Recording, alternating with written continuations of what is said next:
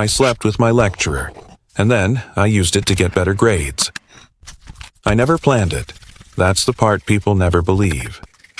It started with tutoring, late afternoons, empty classrooms, the kind of quiet that makes every sound feel louder than it should. She never sat behind the desk when it was just us. She sat beside me, close enough that our elbows brushed, close enough that I could smell her perfume when she leaned over my notes. At first, it was just eye contact. Too long, too intentional. She'd correct my work by pointing, not touching, hovering her fingers just above the page, just above my hand. Every time she pulled away, I felt it. One evening, she locked the classroom door without thinking. Or maybe she thought about it too much. When she noticed, she froze. We stood there in silence. Not awkward, charged. She said my name the way she never did in lectures. Quiet, careful. I didn't touch her first, but I didn't step back either. After that night, everything changed. My grades improved fast, suspiciously fast. She started giving me extra help, longer sessions, private feedback, soft warnings whispered instead of written. When the guilt finally hit her, it was too late. Because by then, I had proof. Not pictures, not messages, just knowledge. And sometimes that's more dangerous. Every time she hesitated to help me, I'd look at her the same way I did that night. And she'd cave. Because she wasn't just scared of getting caught. She was scared of losing control.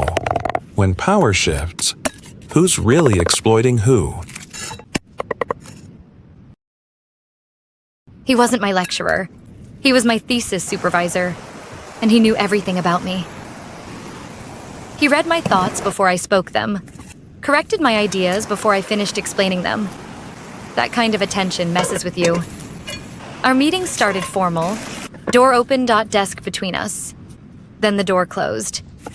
Then the desk moved. He never touched me. That's the part that broke me.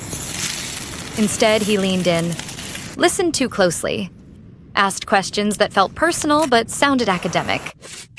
One day, he said, "You don't struggle because you're lazy. You struggle because you're distracted."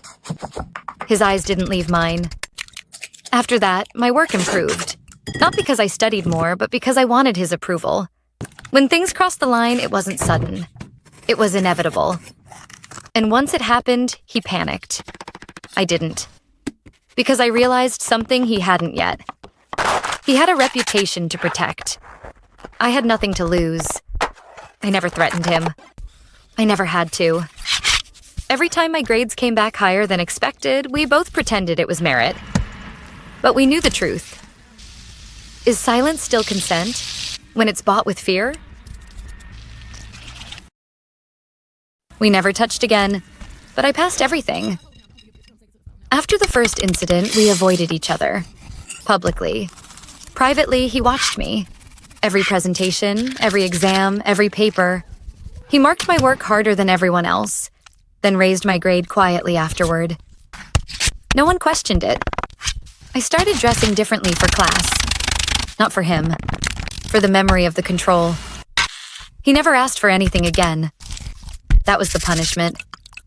Because what haunted him wasn't desire. It was the fact that I walked away untouched. And still won. Graduation day, he shook my hand longer than necessary. Didn't look at my face. I leaned in and whispered, "Thank you for believing in me." His hand trembled. I never saw him again. But every time someone talks about unfair advantage, I smile. Because sometimes power isn't taken. It's allowed.